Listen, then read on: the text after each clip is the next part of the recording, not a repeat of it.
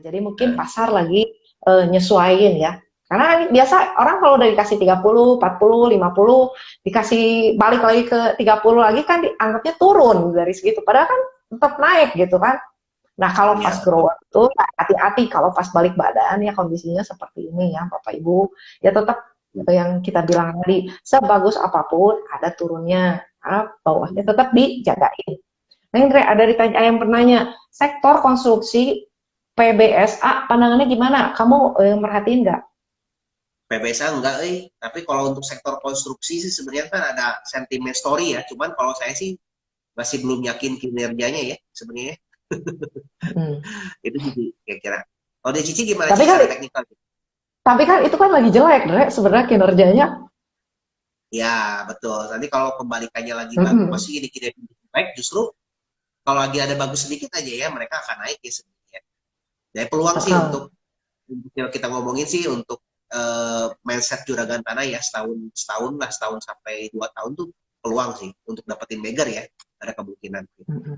Cuman ya kalau saya sih karena saya lebih banyak sekarang pegangnya yang pengen fast grower sih yang 5 tahun, jadi kan saya nggak terlalu banyak mikirin ke sana sih gitu. Kalau dari tekniknya Uh-uh. gimana sih konstruksi sih? Kalau saya lihat sih konstruksi udah oke ya, udah mulai tembus-tembus. Kalau kita kan biasa kalau di teknikal MA200 itu kan benteng grid wall ya, resisten kuat, support kuat. Nah, itu persimpangan kalau disebutnya antara bullish sama bearish kan.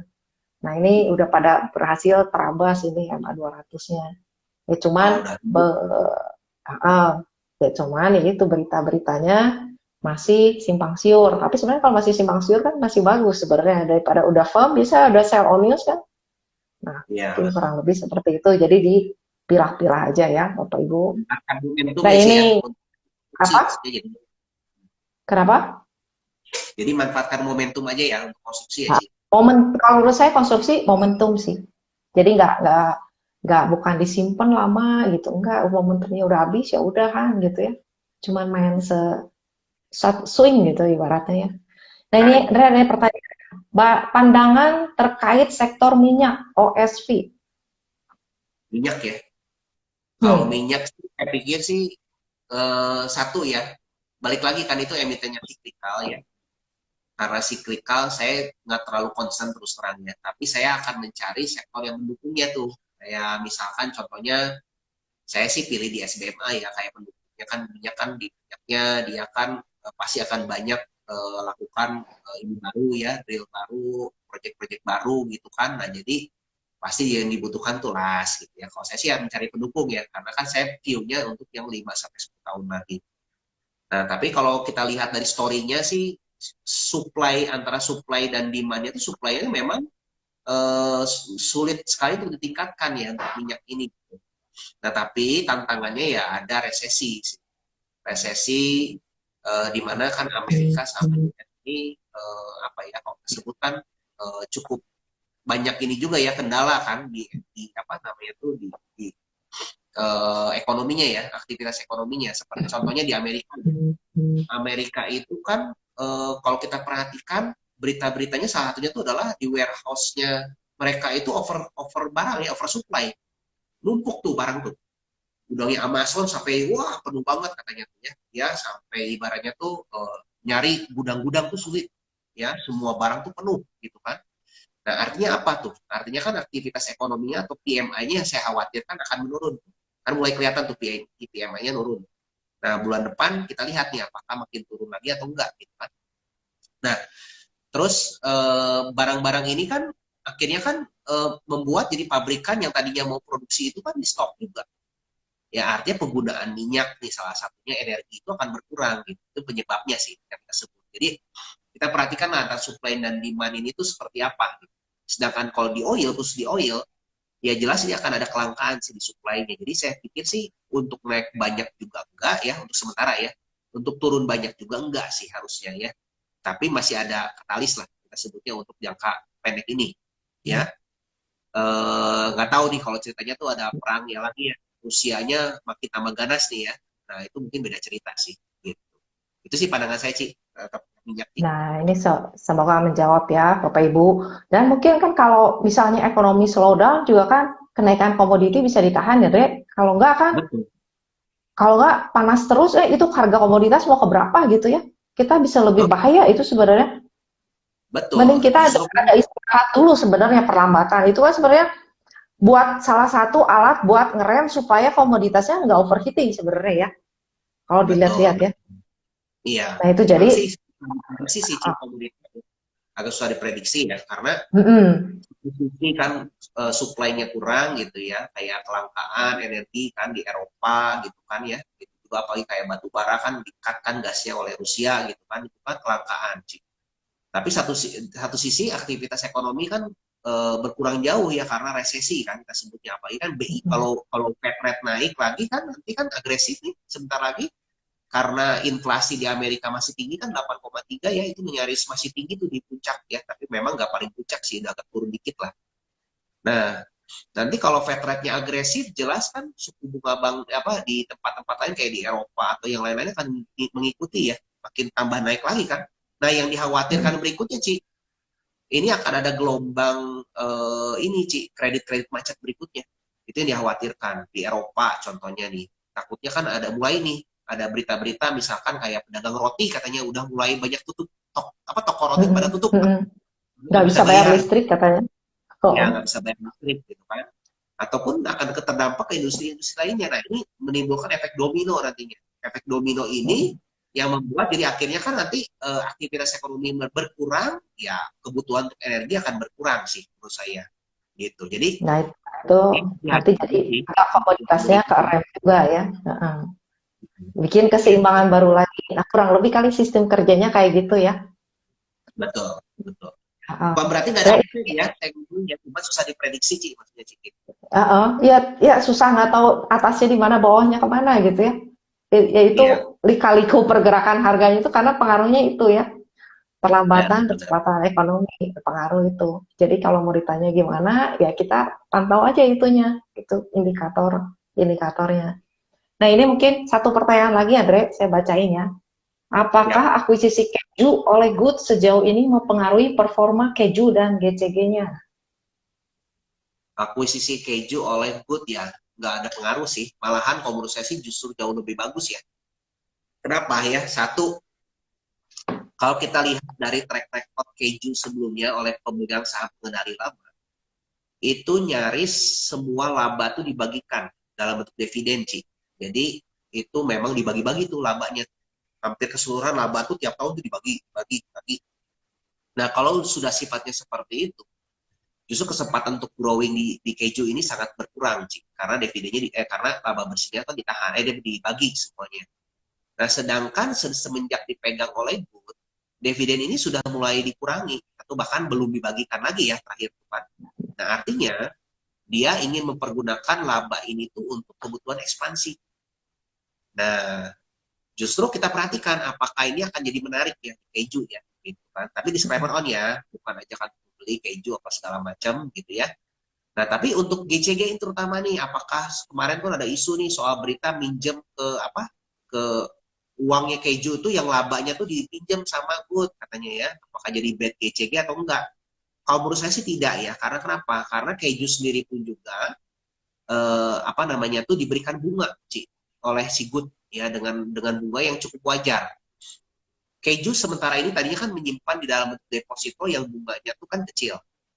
Daripada dia taruh di deposito, mendingan kasih pinjam ke si Good dengan bunga yang lebih besar, Ci. Nah, bagi Good juga menguntungkan. Kenapa? Karena dia dapat kredit lebih murah daripada dia pinjam ke bank. Nah, jadi sama-sama diuntungkan, saya pikir ya. Nah, balik lagi masalah GCG-nya, ya silakan nilai sendiri lah. Tapi kalau menurut saya sih, itu sih masih termasuk wajar dan oke lah, gitu, Ci. Ya kasarnya selisihnya daripada untungnya diambil sama bank, mending bagi dua gitu kan ya. Iya, benar, Ci.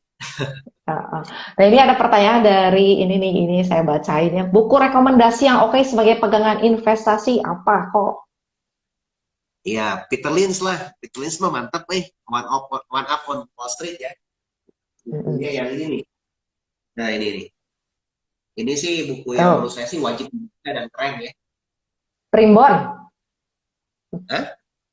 buku Primbon. Ya, betul sih. Oke, nah ini mungkin udah dulu kali buat hari ini ya. Mungkin Re ada yang mau Nah, disampaikan buat Bapak Ibu semua? Mungkin nanti buat ya saya sih buat teman-teman semua yang penting tuh sebenarnya kalau kita ngomongin tentang investasi saham tuh yang penting kitanya mau belajar ya, belajar. Jangan sampai kitanya sendiri tuh terbawa-bawa hanya pengen tahu saham nih, oh saham apa yang bakal naik. Nah, kira-kira kan kalau saya pertama kali dulu juga kan akan ngejarnya ke sana ya. Saham apa yang bagus? Saya pengen masukin. Takutnya telat ketinggalan cuan. Nah, jangan takut seperti itu ya. Kalau menurut saya sih yang penting belajar dulu, santai aja. Kalau kitanya sudah semakin belajar, cuan itu mengikuti sih. Kalau menurut saya ya, cuan itu mengikuti ini pengalaman ya. 2 tahun nggak ada cuan gitu kan, tapi kalau kitanya semakin belajar, semakin tahu, makin nyantai gitu. Makin sini juga, oh nanti biarin aja gitu kan. Nanti juga akan cuan dengan sendirinya ya, kalau menurut saya. Nah, jadi balik lagi, carilah mungkin ilmu-ilmu yang lebih bagus, cari komunitas yang cocok dengan teman-teman ya, untuk yang bisa ningkatin diri sendiri. Jadi akhirnya tuh kitanya punya niat, jadi akhirnya tuh terdorong ya untuk sama-sama ingin jadi lebih baik ya. Nah, cari komunitas yang seperti itu. Nah, kalau mau ya kita sih memang ada komunitasnya di apa namanya FGI Bandung ya yang gratisan, boleh di Telegram silakan ya. Kalau enggak kita senang sih ada komunitas ya Ci ya, alumni ya Ci ya di Mm-mm. IAI ya. Mm-mm. Nah, alumni ini memang kita rutin sih ngadakan namanya tuh Bedah Emiten dan Meet the CEO. Nah, teman-teman nih kalau mau ikutan juga boleh bareng-bareng sama kita. Nah, kayaknya seperti itu aja Ci. Mungkin Ci Mm-mm. Vivi ada Ya Ci kan, mau tambah? kalau dari saya, ya belajar mah dari mana juga bisa ya. Mau beli buku boleh, mau cari PDF-nya juga ada gitu ya. Mau beli bisa, yang gratis ada, yang bayar ada. Yang penting kita niat nyari dan kita belajar, mau belajar. Sama kalau belum berhasil jangan putus asa, karena ini perjalanan. Gak sekali gebrak cuan terus udahan kan. Kita kalau pengen cuan terus-terusan kan.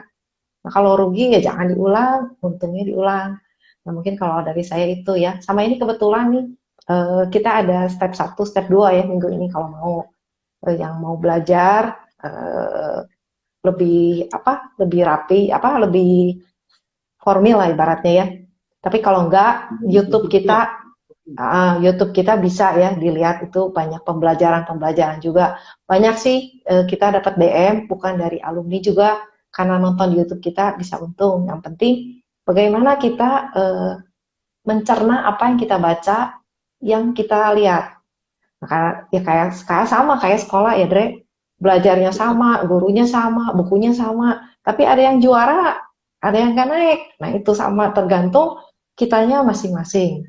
Nah, itu mungkin kalau dari saya. Nanti buat selanjutnya mungkin kita akan rutin IG Live atau mungkin Zoom edukasi buat yang baru-baru kali ya, Dre. Kalau ini kan mungkin buat yang udah pernah punya rekening, jadi udah tahu istilah multi-bagger apa, terus istilah-istilah lainnya. Tapi nanti kita coba bikin serian yang buat basic yang benar-benar newbie baru mau buka rekening gitu kali ya, Dre ya.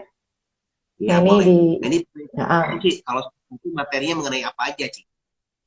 nah, materi cara buka rekening saham, cara analisa ada berapa macam aja. Nah, Step terus satu Ci. step-stepnya. Nah, nanti Heeh. kalau sebelum itu kita nanti ada Zoom yang buat newbie benar-benar ya. Nanti kita ada juga mungkin baby step yang sebelum step 1 buat yang udah buka rekening nggak tahu bingung mesti ngapain. Nah, nanti kalau yang udah punya rekening terus udah coba-coba masih ragu-ragu, kita ada step 1 itu belajar fundamental, basic ya, istilah-istilah yang lebih detail. Nah, kalau step 2 kita buat yang pengen cari multi bagger ya, udah step 1 ngerti karena itu kan nggak bisa loncat-loncat, mesti rapi, apa mesti step by step ya kita kayak naik tangga ya, Dre. Nanti kalau mungkin ada Betul. yang pengen lebih belajar lebih dalam lagi, ada step 3 itu buat yang belajar yang tingkatannya lebih advance. Yang udah ke step 3 ada lagi yang nanya, ini ada step sampai berapa nih katanya. Karena mereka sebelum-sebelumnya cocok sama kita ya. Tapi kan orang ada yang cocok, ada yang enggak. Nah itu mungkin kalau Bapak Ibu bisa belajar yang gratis, ataupun bisa beli buku, bisa apapun yang bisa dikerjain buat menambah senjata buat kita buat menang di pertempuran di bursa ini, lakukan itu. Nah itu kalau dari saya. Mungkin Iya, itu penutup dari kita hari ini, Andre. Nanti kita mungkin iya, akan rutin kayak begini ya. betul. Mudah-mudahan lah ya Ci ya. bisa terus ini ya, Ya, maafkan ya teman-teman. Semoga ya, cuan nih. semoga bermanfaat buat semua. Saya tutup sama disclaimer on ya, Bapak Ibu semua. Apapun materi kode saham yang diucapin sektor bukan anjuran membeli atau jual karena kita juga belum tentu benar ya, Bapak Ibu. Dan juga mohon maaf jika ada kata-kata yang kurang berkenan atau mungkin ada kesalahan yang kami nggak sengaja ya.